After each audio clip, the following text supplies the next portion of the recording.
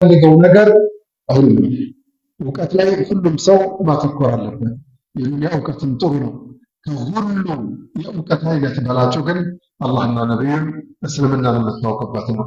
ሶስቱን መሰረታዊ ነገሮች አልኡሱል ሰላሳ ሶስቱን መሰረታዊ ነገር አንተ ካወቅ አላህን ካወቅከው ነቢያችንን ካወቃቸው ሰለላሁ ዐለይሂ ወሰለም እንደዚሁም ደግሞ እስልምና ካወቅ ሐላልና ሐራሙን ከተገነዘብ ሽርክና ተውሂዱን ኢማንና ኩፍሩን ኒፋቅና ሙኽሊሱን ይህንን ጠንቀቀህ ካወቅ ሌሎቹ በላይ በመብረር ቢበልጡህም በምድር በመሽከርከር ቢበልጡህም አላህ ለነቢይ ከያዝክ ፈቀድ ኡቲተ ኸይረን ከሲራን ከማ የቁል ነቢዩ ሰለላሁ ዐለይሂ ወሰለም መን ዩሪድ ላሁ ቢሂ ኸይረን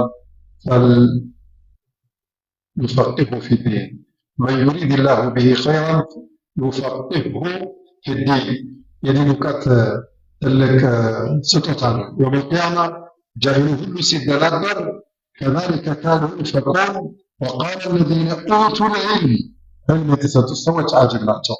የዱንያም እውቀት ቀላል አይደለም። ማሱ ማቴማቲክሱ ብዙ ነገሮችን ያቃልላል። የኮምፒውተር ሳይንስ ትልልቅ ነገሮችን ሁሉ ያጎናጽፋል።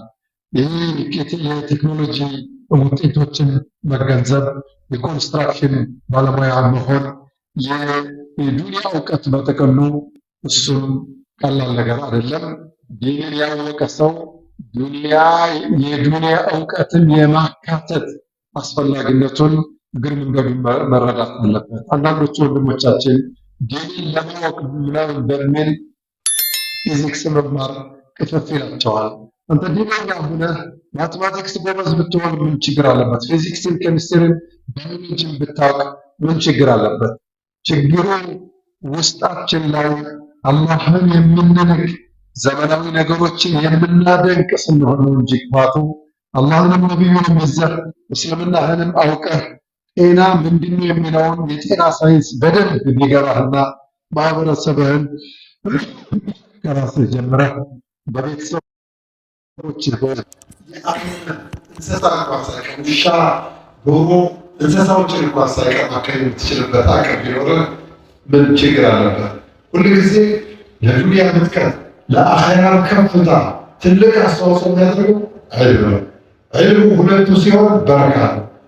አንዱን እንኳን ካጣህ አንዱን እንጂ ሌላውን አንሰጥም እንኳን ከተባለ የግድ ሊያመልጥህ የማይገባው ነገር ቢሆን አላህንና ነቢዩን ሰለላሁ ዐለይሂ ወሰለም እስልምና ነው።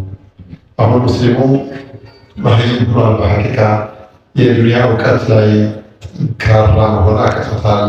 ከአዲስ አበባ ዩኒቨርሲቲ ፕሮፌሰሮች መካከል አንዱን ፕሮፌሰር አግኝቻቸው ልጆቻችን እንዴት ናቸው? ልጆች የሏቸው ሁሉ ልጆች ያሏቸው ዩኒቨርሲቲ ላይ ሰንፈዋል፣ ደካማ ሆነዋል። ሀገርን፣ መንግስትን፣ ወገንን ማገዝ የሚችሉበት የትምህርት ፍላጎት ተምሮ አድጎ ለሀገር መድኃኒት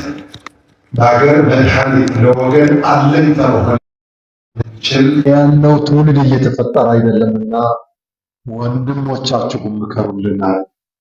በጣም የሚያሳዝነው ነገር አሁን ይቺ መነጽር ከነ ምናምኗ የት ነው የተመረተችው ብትል ከኢትዮጵያ ውጭ ነው። ይህኛውም የለበስኩትም ከኢትዮጵያ ውጭ ነው። ይህም ጭምር ከኢትዮጵያ ውጭ ነው። ይሄም የተመረተው ከጀኔቫ ነው፣ ስዊስራ ነው የተመረተው። የለበሳችሁትን ልብሶች የምታዩቸው ከውጭ ሀገር የመጡ ናቸው። ይሄ ማለት ሙስሊሙ ማህበረሰብ ወደ ኋላ ቀርቷል። ቴክኖሎጂን እያወቀው አይደለም።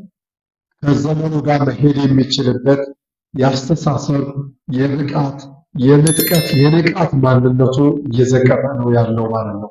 እንደዚህ ይህንን ደካማ የሚለብሰውን ጫማ በደንብ መስራት የማይችል የሚጫማውን ጫማ የሚለብሰውን ሰዓት ሱፉንም በቃ ሁሉንም የሚበርበትንም አውሮፕላን የሚነዳውንም መኪና የሚጠቀመውንም ማሽን ሁልጊዜ ከሌላ አካል አምጥቶ አላሁመ እንሱር ልእስላም ወልሙስሊሚን አላሁመ አዕዘ ልእስላም ወልሙስሊሚን ብንል ጫትቃሚ ፈጥረን በየቦታው በዚህ በብብቱ ፌስታል ቋጥሮ የሚሄድ ሀገርን ዲንን ለመጥቀም ወኔና አስተሳሰብ የሌለው ልጆች አፍርተን ትምህርት መማር